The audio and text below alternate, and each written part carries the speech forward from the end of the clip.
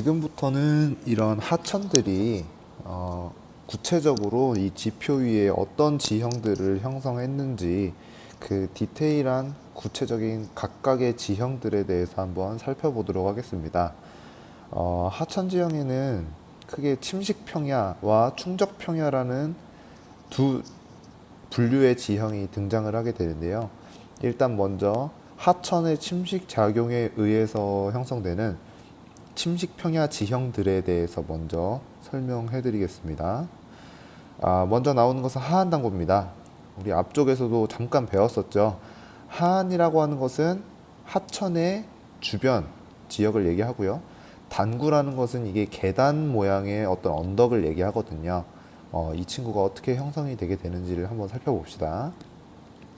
먼저 이 융기에 의해서 높은 곳으로 올라가게 된 감익공류 하천은 이렇게 아래 부분으로 침식을 해서 내려오게 됩니다.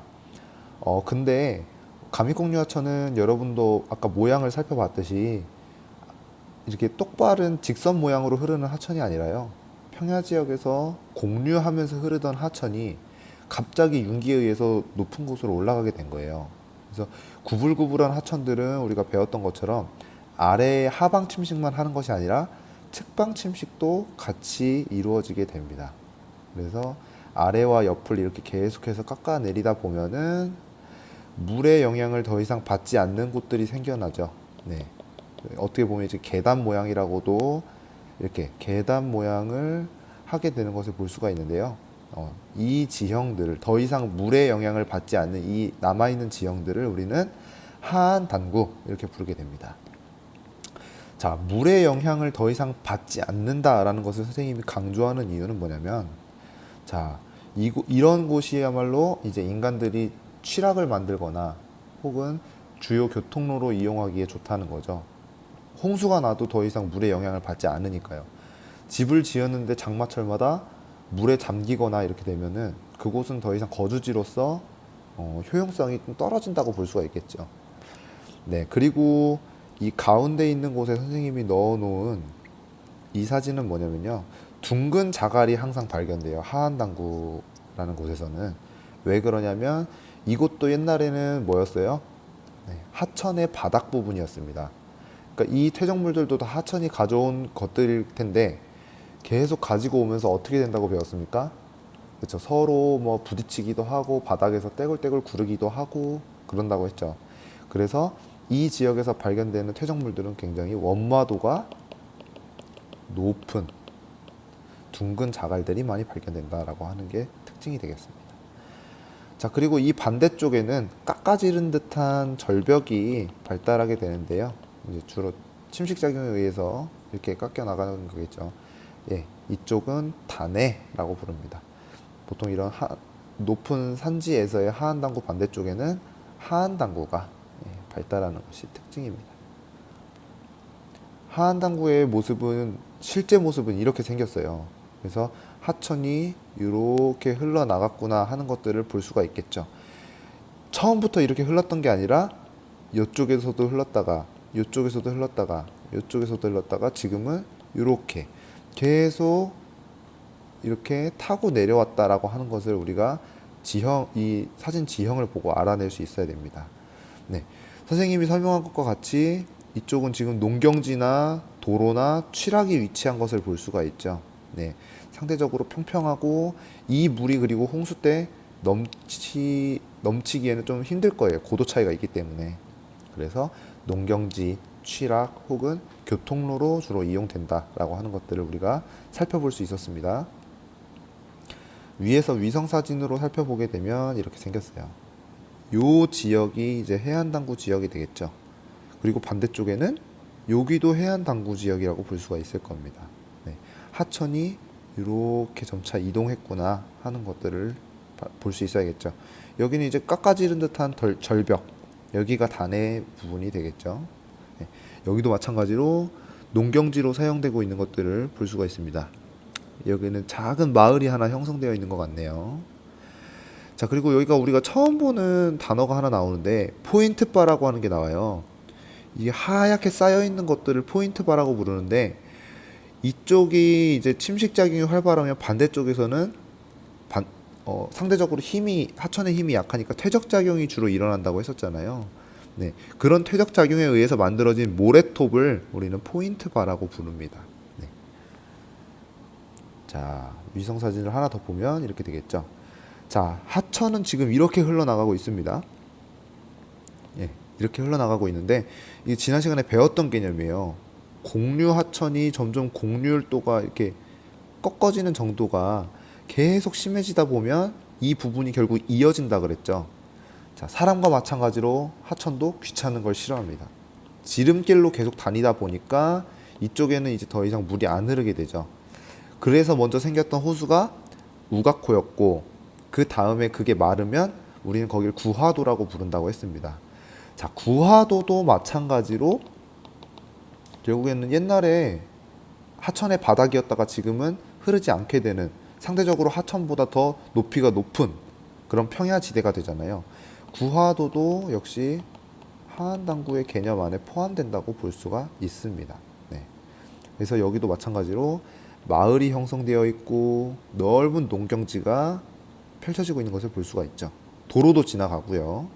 그 다음에 여기서 땅을 파게 되면은 어떤 모양의 돌들이 주로 나오겠습니까? 그죠. 동그란 둥근 자갈들이 주로 나오겠구나 하면서 생각을 해볼 수가 있겠습니다. 자, 침식평야에서 하한당구를 먼저 배워봤습니다. 자, 하한당구는 땅이 점차 융기했다라고 하는 것의 증거가 되는 지형이고요. 예, 주로 감익공류 하천에 꺾어 들어가는 그 하천의 안쪽에 발달한다. 계단 모양의 지형이다 라고 하는 거 알아두시고요. 그래서 더 이상 하천의 영향을 받지 않는다 하는 게 특징이 되겠습니다. 특히 이 태백산맥 쪽에 이제 면해 있는 그런 강원도 지역에 많은데요. 경동성 요곡 운동에 의한 지반의 융기로 원래 평야 지역을 공류해서 흐르던 하천의 하방 침식이 강화되면서 형성되게 됩니다. 과거 하천의 하상이나 혹은 하천 주변의 범람원이었던 곳으로 둥근 자갈이 발견된다 하는 거고요. 홍수의 피해가 적어서 대부분은 농경지나 사람들이 모여 사는 취락 등으로 이용됩니다. 자, 지형도로 살펴보는 하한당구는 이렇게 생겼습니다. 어디가 하한당구일까요? 그쵸. 하천의 공류 안쪽에 발달하는 이 평평한 지형. 등고선이 굉장히 간격이 넓게 설정되어 있는 거 보실 수 있죠. 네, 평탄한 지형이고요. 대부분은 밭으로 이용되거나 작은 마을이 형성되어 있기도 합니다. 그리고 여기 발달해 있는 이 모래톱, 요걸 포인트 바라고 한다고 했고요. 반대편에 있는 등고선이 굉장히 조밀한 이 절벽은 단해라고 부른다고 했었죠. 자, 그 다음은 이제 우리는 지형 형성 기초 다지기에서 먼저 침식작용의 메커니즘에 대해서 한번 알아볼게요. 자, 돌이 그냥 돌덩어리가 갑자기 깨지는 게 아니거든요. 여기다 물을 막 뿌린다고 해가지고 얘가 깨질까요? 네, 그러긴 힘들 겁니다. 자, 이 돌이 풍화라는 과정을 거친 다음에 점차 쪼개지면서 침식이 일어나게 되는데 이 돌이 풍화되게 되면은 그 사이사이의 덩어리에 틈이 생기게 됩니다. 예, 이런 틈이 생기면서 그 사이로 물들이 이렇게 약한 부분을 침식해 들어가겠죠. 이런 틈들을 우리는 전리라고 부르게 됩니다. 예, 어떤 똑같은 돌이 있는데 어떤 쪽은 침식이 많이 됐고 어떤 쪽은 침식이 좀 덜 됐어요. 그러면 우리는 이제 생각을 해볼 수가 있는 거죠. 침식을 많이 받은 곳은 전리가 많이 생겨서 물이 그쪽을 많이 깎아냈구나 이렇게 생각을 해볼 수가 있는 거죠. 자, 그리고 같은 종류의 돌이 아닐 경우에 그럴 경우에는 또 침식이 다른 속도로 나타나기도 하는데요. 이것을 우리가 주로 한국지리에서는 변성암과 화강암을 비교하는 상황이 많이 생겨나요.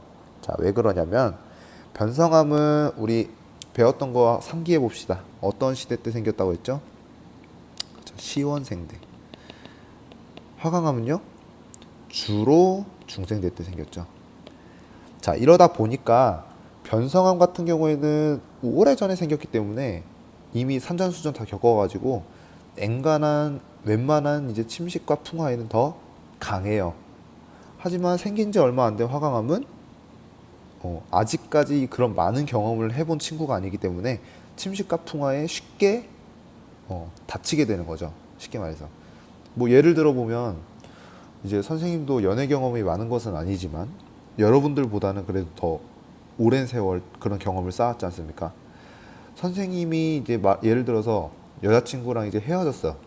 이별을 했어요. 그러면 이별의 아픔이 얼마나 갈까요? 예, 물론 선생님도 굉장히 감성적인 사람이기 때문에 선생님은 경험상 한 4, 5개월은 힘들어 했던 것 같아요. 예. 근데 지금은 또 그런 경험을 통해서 배운 것들도 있고, 예. 뭔가 이거 시련을 극복하는 저만의 방법을 또 찾기도 했기 때문에 조금 더 줄어들 수 있겠죠. 하지만 이제 선생님이 작년에도 담임 선생님을 했었는데, 뭐 남자친구, 여자친구랑 헤어진 친구들을 보면은 그 후유증이 굉장히 오래 가고 되게 심하게 겪는 것 같더라고요. 힘들어해요, 많이. 그래서 선생님이 막 고민도 들어주고 위로도 해줬던 기억이 나는데 이것과 비슷합니다. 네. 경험이 많은 친구는 굉장히 그런 바깥에서의 시련이 강하고 경험이 아직 부족한 친구는 바깥에서의 시련에 조금 더 많이 흔들리고 깎인다. 이렇게 생각을 하시면 되겠죠. 그래서 이 경연차에 의해서 깎이는 정도가 다른 겁니다. 같은 침식 작용을 받아도요. 우리는 그것을 지금부터 차별 침식. 같은 침식 작용을 받아도 더 단단한 돌은 덜 깎이고 더 연한 돌은 많이 깎이는 작용이 일어난다 하는 걸 알아두시면 되겠습니다. 자, 차별 침식에 대한 예가 나와 있죠. 우리가 어떤 지형을 살펴보고 있는데 어떤 곳은 더 높게 남아 있고 어떤 곳은 더 많이 깎였다. 그렇다라고 한다면 그 내부를 살펴보면 얘네는 침식에 강한 친구는 좀 덜 깎여서 높은 지형을 형성하고 있고 그리고 좀 더 무른 성질의 돌은 많이 깎여서 낮은 지형을 형성하고 있구나 하는 이 메커니즘을 알아두시면 되겠습니다. 이렇게 해서 만들어지는 지형이요. 침식분지라는 지형이에요. 자, 한번 살펴볼게요. 자, 먼저 우리나라의 대부분을 차지하고 있는 변성암이 있었습니다. 근데 중생대 때 지하에서 올라온 마그마가 관입을 하게 되는데요. 얘가 이제 부욱하고 올라오게 되면 당연히 얘를 둘러싸고 있는 이 표면 부분 얘네도 같이 올라가게 되면서 이게 부풀어 오르면서 여기에 가느다란 틈이 생겨나요. 돌에 틈이 생겨나는 걸 아까 뭐라 그랬죠? 그쵸, 전리라고 했습니다. 자, 이런 전리가 표면상에 생기게 되고 아무리 풍화와 침식에 강한 변성암이라 할지라도 겉에 전리가 생겼으면 당연히 깎여 나가게 되겠죠. 하천이라든지 그런 것들에 의해서 깎여 나가게 됩니다. 자, 지금 선생님의 필기가 남아 있어가지고 잠깐만요. 자, 관입을 하고 표면에 전리가 생기고 이 친구들이 깎여 나가게 됩니다. 침식과 풍화에 의해서. 자, 그렇게 되면 하나의 어떤 움푹 파인 모양의 평야지대가 생기게 되죠. 예, 요것을 바로 이제 침식 분지라고 합니다. 분지는 이렇게 주변 산지로 둘러싸인 평탄한 그른 모양의 평야 지역을 얘기를 하는 겁니다. 자, 근데 같은 침식 분지 안에 있지만 내부 평야 지역을 이루는 돌과 주변 산지 지역을 이루는 돌이 다른 종류의 돌이 되겠죠. 내부 평야는 지금 어떤 돌로 이루어져 있냐면 땅속에서 관입했던 화강암으로 이루어져 있고요. 주변 산지는 원래 그쪽을 이루고 있었던 기반암인 변성암이 이루고 있는 것을 볼 수가 있습니다. 자, 침식 분지의 예를 한번 살펴볼게요. 자, 왼쪽에 있는 사진은요. 우리가 한국지리를 배우다 보면 정말 이 침식 분지의 어떤 교과서와 같은 지역의 모습이라고 할 수 있습니다. 여기는 어디냐면요. 강원도에 있는 양구군이라는 곳이에요. 해안면이라는 곳인데 보시면은 주변 산지로 둘러싸여 가지고 하나의 이 전체가 그릇 같은 모양을 하고 있죠. 자, 이곳의 별명은 펀치볼이라고도 하는데, 자, 펀치가 이렇게 뭐 주먹으로 이렇게 빵 쳐가지고 이쪽이 들어갔다 뭐 그런 게 아니고요. 여러분들 뭐 카페 같은 데 가서 열대 과일로 만든 시원한 주스 이름이 뭐 후르츠 펀치 이런 얘기 들어본 적 있으실 거예요. 네. 자, 펀치는 뭐냐면요. 쉽게 얘기해서 우리나라의 화채와 비슷합니다. 그래서 화채를 만들 때 여러분들 어떻게 해요?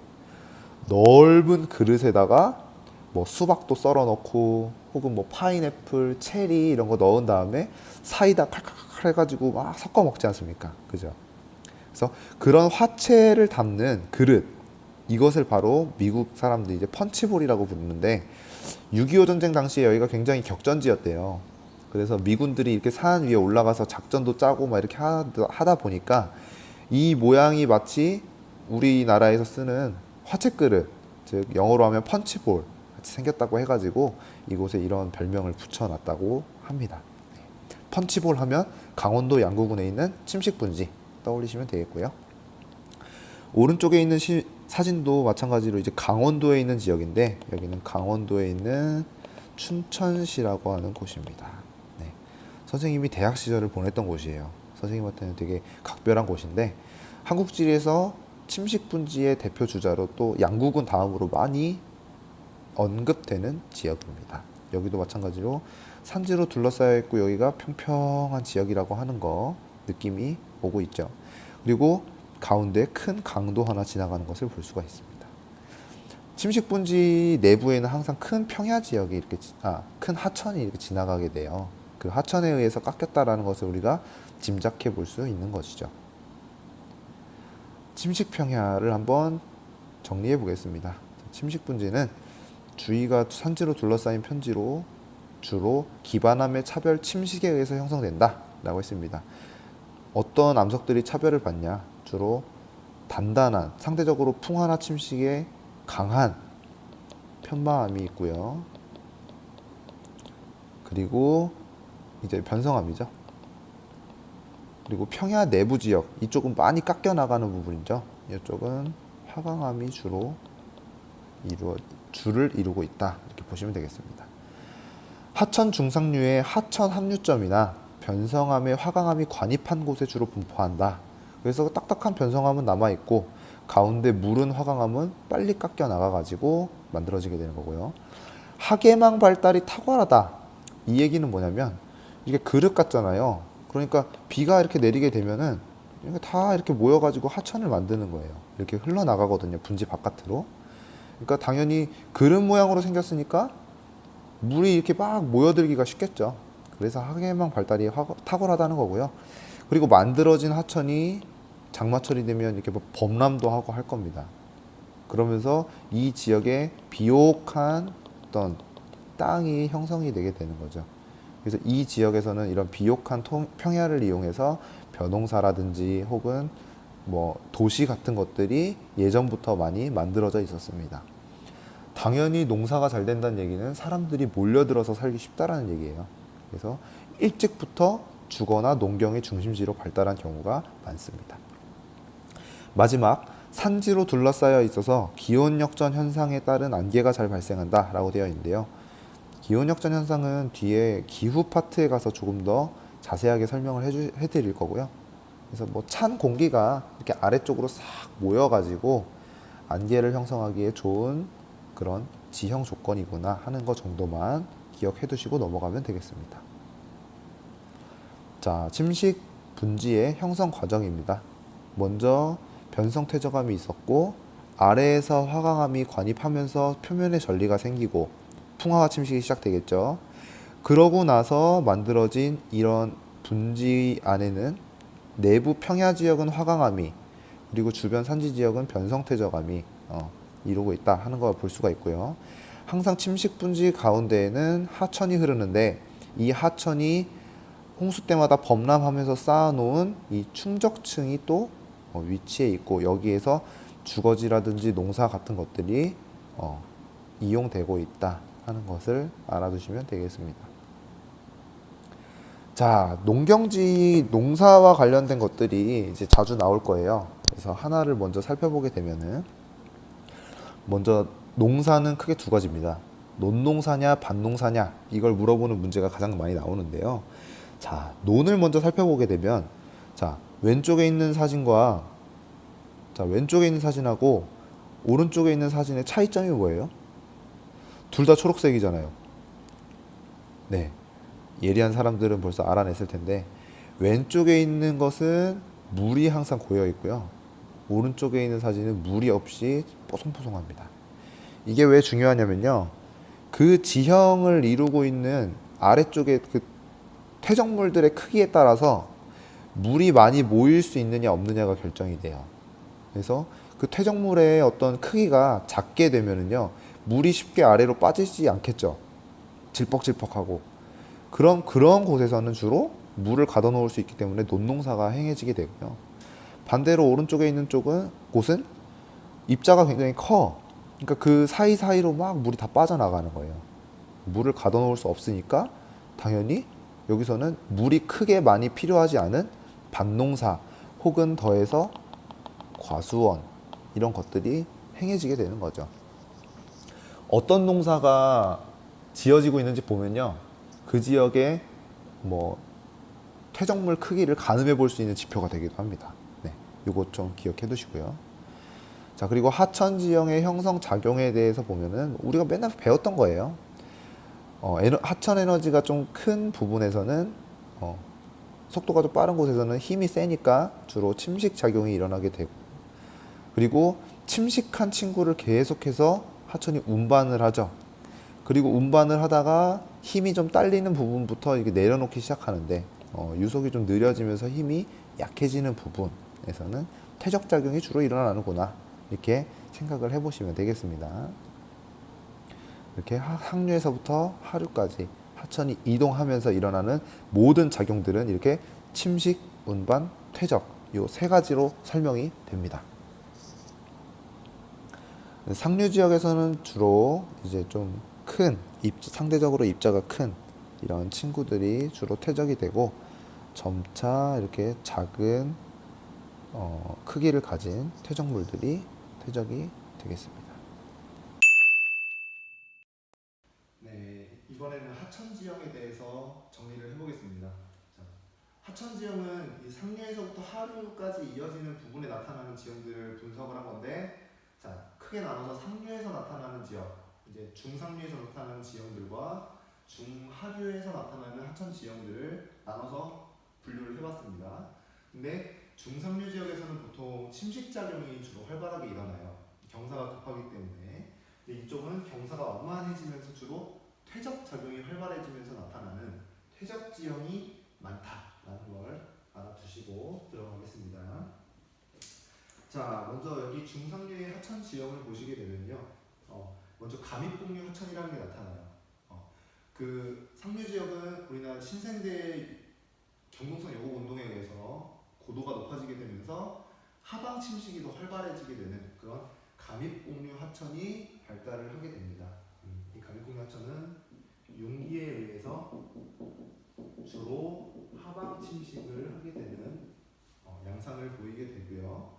자, 이 친구가 아래를 깎아 들어가게 되면서 원래 하천이 흘렀던 지역이 더 이상 이 하천이 아래로 내려가면서 하천의 영향을 받지 않는 그런 계단 모양의 지형이 생긴다고 했었죠. 그게 바로 하한당구고요.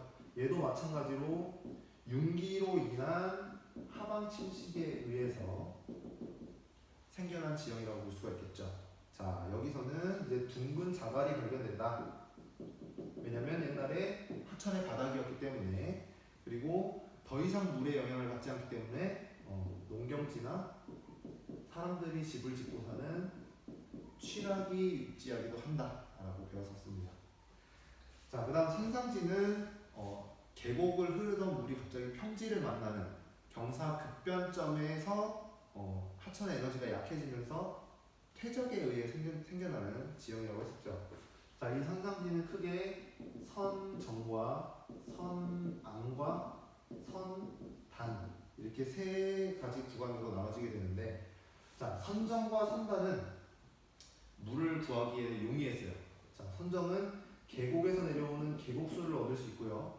선단은 선정에서 이제 입자가 크니까 스며드는 복류천이 용천으로 솟아오르기 때문에 물을 얻기에 쉽다고 했습니다. 그래서 이 선정과 선단은 둘 다 어떤 농사가 주로 행해지냐면 논농사가 행해지고요. 그리고 또 취락이 있지 않느냐. 반면에 복류천에 의해서 지표에 물이 부족한 선항에서는 주로 밭농사나 과수원 이런 농사가 행해지게 되는 거죠. 자, 이게 선상지의 특징이고요. 그리고 분지라는 것도 중간에 살펴봤었는데 이것은 차별 침식이라는 현상에 의해서 만들어지는 지형이라고 했었죠. 주변 산지를 이루는 변성암과 가운데 평야 지역을 이루는 화강암 그리고 그 가운데를 흐르는 하천이 있었죠. 네. 그 하천이 상대적으로 좀 침식과 풍화와 침식에 강한 변성한 부분을 많이 남겨놓고 가운데 있는 상대적으로 연한 성격의 화강암을 많이 깎으면서 이렇게 둥근 접시 모양의 분지를 형성한다고 배웠었습니다. 차별 침식에 의해서 일어났었고요. 기온 역전 현상이라는 게 나타난다고 배웠었는데 이것은 나중에 더 디테일하게 설명을 하겠습니다.